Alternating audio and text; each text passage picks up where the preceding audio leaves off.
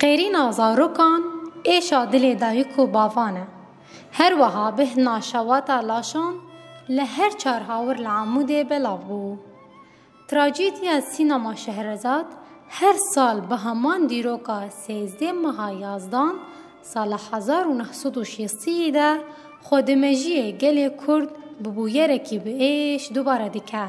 چاوا آگری سینمایی چه بو؟ سدمین آگر چه بو؟ به چه انجامی بداوی بو؟ همو پرسن و دسر عمودیان ده ببرسون.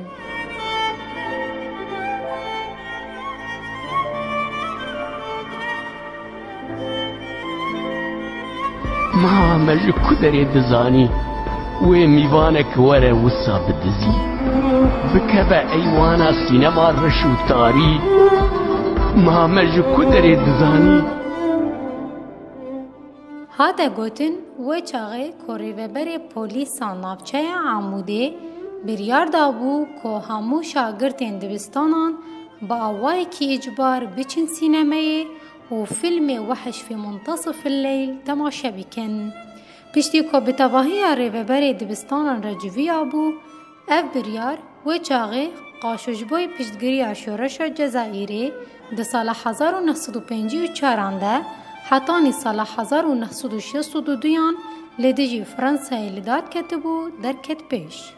چیروکا هر ایوار دایک پی زاروک خود لیراندن لعمود ده 13 ماه یازدان سال 1960 ده با فیلم که ریالیست کل سر و عرضه همولاتیان شوپاندن جو دسدو حشته حتانی دسدو حشته و 3 زاروکان هاتن شوتاندن.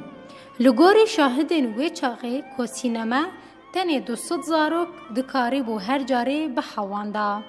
لیپشتی که گلک جاران فیلم جبوی شاگرتان هات دوباره کرن دجارة تالیده 500 زاروک در باسی سینمای هاتن کرن و با آگره ببخت هاتن شوتاندن.